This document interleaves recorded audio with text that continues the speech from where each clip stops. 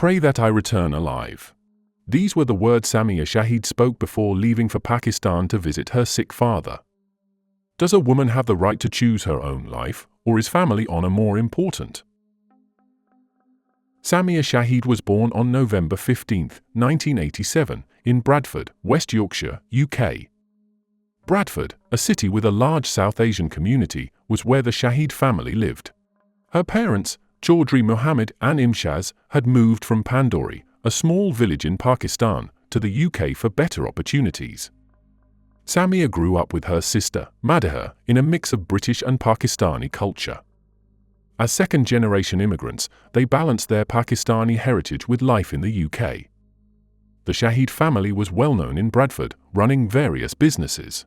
Her parents had a car rental business, one uncle had a fish and chip shop, and another owned a flower shop. Samia had many cousins, nieces, and nephews and loved her big family. Samia was cheerful, lively, and close to her father, who she adored. She was his daddy's girl, and he cared for her deeply, giving her almost everything she wanted. Even though Samia and Madiha were educated in the UK, their family valued Pakistani culture and were devoted Sunni Muslims. Samia liked to drive fast, but she wasn't allowed to drive. She enjoyed dressing up, putting on makeup, and styling her hair. She worked part-time at the post office, but her father supported her financially. Family approval was very important to Samia. In Pakistani culture, family comes first, and this was true for the Shahids. Samia often put her family's wishes above her own, avoiding conflict and hiding things like her love for car races to keep her father happy. When Samia turned 25 in 2012, her parents decided it was time for her to settle down. Her mother suggested she go to Pakistan to get married, following tradition. Arranged marriages were common, and while not required by their faith, they were encouraged. When her parents proposed a husband, Samia agreed. She wanted to make her parents proud and felt it was her duty, even if it wasn't her choice. In February 2012, Samia's parents decided she would marry Chaudhry Muhammad Shakeel. Shakeel was not who Samia would have chosen. He was her cousin from their village, Pandori, in Pakistan. She had known him since they were children and thought of him as a brother, not a husband. He also had a past. He had just been released from prison for shooting someone in a fight over land. In British Pakistani families, marrying relatives is common to keep land and property within the family. Samia's parents were also cousins who had an arranged marriage, and theirs was happy. Samia was taken to different shops to buy beautiful clothes, jewelry, and other wedding items. Her father paid for everything. Even though she tried to be excited about her wedding, deep down, she knew money couldn't buy happiness. Samia wasn't truly happy about marrying Shakeel, but she felt she had no choice. She knew her parents wanted what was best for her, so she pretended to be happy to avoid upsetting them. In February 2012, before she flew to Pakistan, Samia told a friend she felt she was making the biggest mistake of her life. Her sister, Madiha, later said that Samia had several options for marriage and chose Shakeel herself. It was arranged but not forced, which is an important difference. When Samia arrived in Pakistan and met Shakeel, she wrote to her friends that she couldn't even look at him and felt sick. Despite this, Samia and Shakeel had a grand wedding with many guests from Bradford. On February 27, 2012, a 4-day wedding celebration began with over 1,000 guests. Her father gave them a house next to the family home as a wedding gift. After the wedding, they moved into this house as a married couple. Samia struggled with the idea of living in a small village. She stayed there for 4 months before returning to Bradford in June 2012, leaving Shakeel in Pakistan as he waited for his immigration documents. Samia went back to England to start the process for his visa but wasn't in a hurry. Their marriage was formalized in Pakistan through a nikah ceremony, a traditional Muslim marriage contract. However, for it to be legal in the UK, a civil ceremony and marriage certificate were needed. Without this, their marriage wasn't recognized in the UK. When Samia returned to England, her friend saw she had changed. She seemed unhappy and resentful toward her parents. Samia became anxious when talking about Shakeel, feeling like he was watching her, even from another country.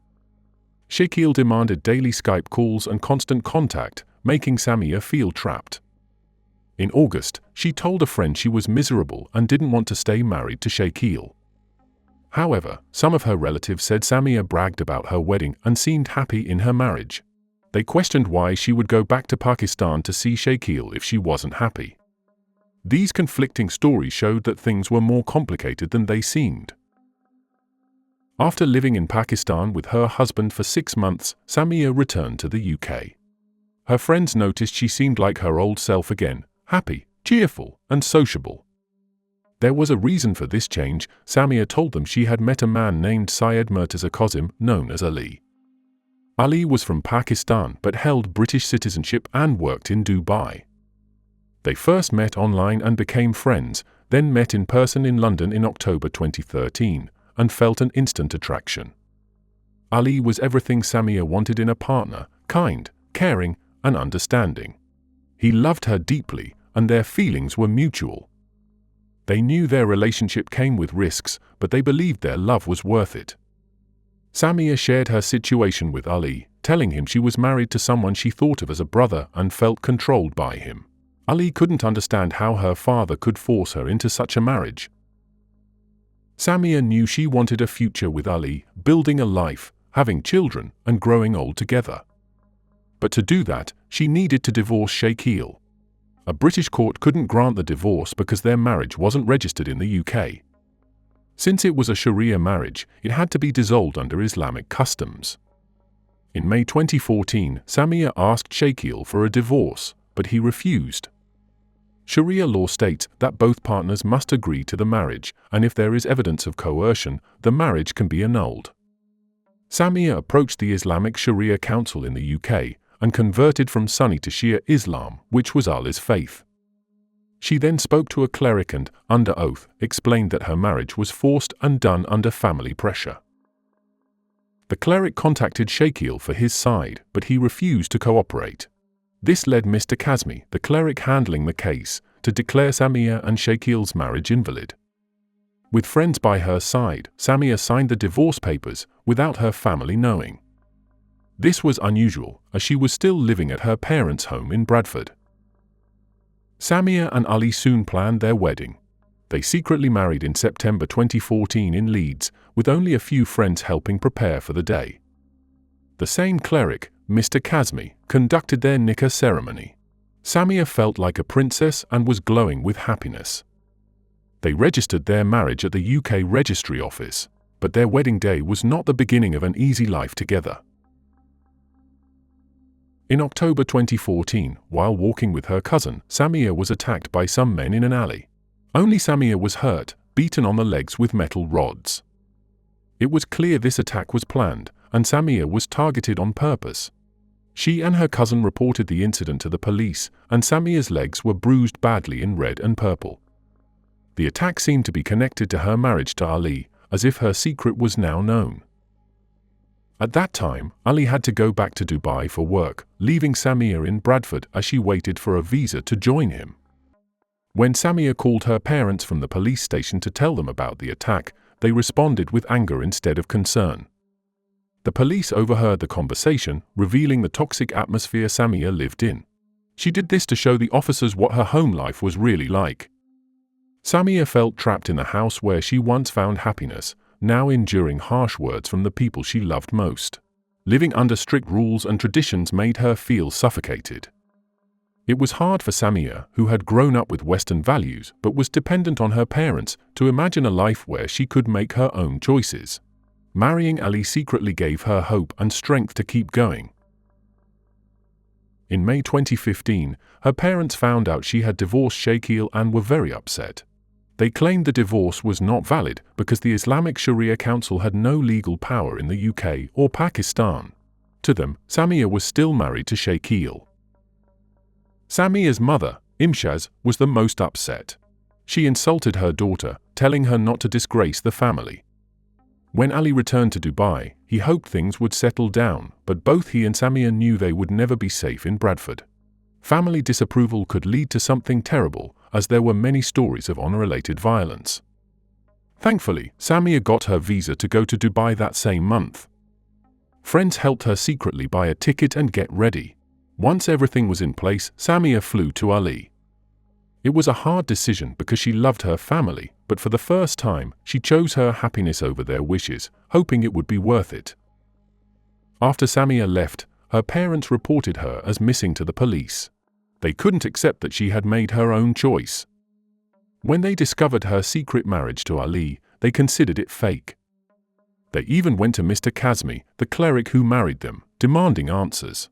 The family refused to listen and claimed Samia's relationship with Ali was like adultery, believing she was still married to Shakil under Muslim law. The Shahid family even threatened Mr. Kazmi for helping Samia. He reported these threats to the police and was given safety advice. Meanwhile, Samia found happiness in Dubai. She loved her new life with Ali, driving, cooking, and sharing her joy on social media. She dreamed of becoming a mother and wanted to raise her future children as British citizens. Despite being happy in Dubai, Samia couldn't let go of her family and tried to stay connected with them. She dreamed of both worlds, living between Bradford and Dubai. She spoke with her parents often, trying to show them she just wanted to be happy. The memory of her unhappy marriage to Shakil made her want their acceptance even more. Samia longed to see her father welcome Ali, but that never happened. Her father, Chaudhry Mohammed, called Ali a fake son-in-law and asked him to leave Samia. Ali refused, insisting that Samia was his legal wife. Mohammed never accepted Ali because he was not Sunni, and their marriage was done without the family's approval. Family honor and reputation were everything. To the Shahid family and others, Samia and Ali had brought shame. In June 2016, Samia heard that Shakil's mother, her aunt, had passed away. She was heartbroken and wanted to attend the funeral, but she knew it was too dangerous. Many people, including Shakil's relatives, felt betrayed by her and believed she had shamed them. Ali advised her to stay in Dubai, and she agreed it was the safest choice. Samia's father, Mohammed, had health problems and suffered from diabetes. One day, Samia got a call from her mother and sister, Madaha. They told her that while in Pakistan, their father's health had gotten much worse, and he might not have much time left. Samia couldn't bear the thought of not saying goodbye, so after thinking it over, she decided to go to Pakistan. Ali was against it and very worried, but he understood she felt she had to go, it was her father. Ali knew that if something happened to Mohammed and Samia wasn't there, she would regret it forever. Madaha had already booked Samia's plane ticket, so despite his fear, Ali drove her to the airport. He told her she could still change her mind, but Samia, eager to see her family after so long, reassured him she would be fine. They said their goodbyes, and on July 14, 2016, Samia flew to Pakistan. Before boarding, she sent a friend a message, "Pray that I return alive." Samia stayed with a friend her first night in Pakistan and left her documents and return ticket there for safekeeping. During her visit, she kept in touch with Ali, letting him know she was safe and spending time with her family. On July 18, she visited her aunt's grave with her father. On July 19, Ali mentioned having a bad dream, and Samia told him to pray for her safe return to Dubai. She was set to fly back in 2 days, but on July 20, she stopped responding to messages. Ali's texts went unread, and he grew very worried. That evening, a man called the Pandori police station, distressed, reporting his daughter's death. When the police arrived, they found a woman's body at the bottom of the stairs. It was Samia. Her shoes were nearby, her handbag at her feet, and her face covered with a black scarf. Her eyes were closed, and foam was coming from her mouth. The man who called was Samia's father, Mohammed. He told the police that Samia had been living there with her husband, Shakil, and said she had fallen down the stairs and died. When the police asked Mohammed where Shakil was, he shrugged and said he didn't know. No one had seen Shakil since Samia's death. A few hours later, Samia's mother and sister arrived in Pakistan after hearing the news. An autopsy was quickly conducted, and Samia's body was handed over to her family for burial. The Shahid family buried her the same day, as Muslim customs and Sharia law encourage quick burials if there is no question about the cause of death. The police report stated there were no visible injuries, so her death was not seen as suspicious. News of Samia's death spread fast, but the stories varied. Some said she had a heart attack or asthma attack, others claimed she fell down the stairs and broke her neck. Local news outlets reported she may have taken her own life due to depression over not having children. Her family denied this. Ali got a call from Samia's cousin saying she had died of a heart attack. He couldn't believe it and thought it might be a trick to keep her in Pakistan. He immediately took a flight to be with her. When Ali realized that Samia was truly dead, he went to the Pandori police station and claimed she had been murdered. He explained how Samia had left her first husband, Shakeel, and how her family was angry about it. His story changed the police's view of her death. They began to suspect it might have been an honor killing, but couldn't do much since her body had already been buried. In England, news of the mysterious death of Samia, a young British woman, caught the media's attention. Journalists reached out to her father, Mohammed, for comments. In an interview, he said Samia was happy in her marriage to Shakeel and denied Ali's existence, calling him a blackmailer. Eventually, Ali got a copy of Samia's autopsy report. It showed a reddish-brown bruise around her neck, and the cause of death was listed as strangulation. Male semen was also found in her body, suggesting foul play. It was suspected that the police had been bribed to cover up the real cause of Samia Shahid's death. Ali held a press conference in Pakistan, showing photos of the bruise on Samia's neck. He wanted people to know what had happened to her and to find out who was responsible. After this, Ali needed 24-hour police protection as he began receiving death threats. In the UK, Samia's friends reached out to Bradford's Member of Parliament, Naz Shah, for help. The MP contacted the Prime Minister of Pakistan, calling Samia's death an honor killing. This pressure led Pakistani police to start a serious investigation. Naz Shah's actions had consequences. 2 people from Bradford were arrested for threatening her. 8 days after Shakeel disappeared, he was found and brought in for questioning along with Samia's father, Chaudhry Mohammed. Shakeel admitted he wanted to make Samia end her marriage to Ali and stay in Pakistan. He was angry that she left him and ruined his chance to move to the UK. On July 20th, he looked through Samia's belongings for her passport and return ticket but found nothing. When Samia refused to stay, Shakeel pushed her onto the bed and raped her, leaving evidence that was found later. When she tried to run away, he caught her, wrapped her scarf around her neck, and strangled her. Her father denied being involved. This time, the police didn't believe the story of a happy marriage. They thought the Shahid and Shakeel families were angry that Samia divorced, married someone who wasn't Sunni, and moved to Dubai. This damaged their honor. In their view, a woman choosing her own life was unthinkable and a betrayal. Investigators believed that when Samia tried to escape, she ran into her father, who gave Shakeel a nod of approval as he strangled her. Mohammed held her legs, and Shakeel fled afterward. Mohammed then tried to make it look like an accident. However, there was not enough evidence to prove who killed her, even though it was ruled a homicide. In September 2018, after 2 years in custody, Shakeel was released on bail because his confession alone was not enough for a conviction. In 2019, he remarried a British Pakistani woman and applied for a visa to the UK, but MP Naz Shah made sure it was denied. Samia's father, Chaudhry Mohammed, was released from prison after 4 months due to insufficient evidence. He died in January 2018 from kidney failure at the age of 52. In October 2016, arrest warrants were issued for Samia's mother and sister, but they managed to return to the UK. From there, Madhur shared a different story, saying their family was not controlling and that Samia often complained about Ali taking her money and living in poor conditions in Dubai. She even shared photos of Samia's struggles. Madhur believed these accusations ruined their family's name and left them in poverty.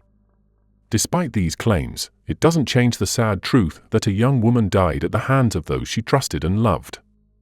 Samia Shahid deserved the freedom to make her own choices. No matter what mistakes she may have made, no one has the right to take another person's life. It is tragic that the men in the Shahid family never understood this. This is the end of the story. If you found this story meaningful, please like the video and leave your comments. See you next time.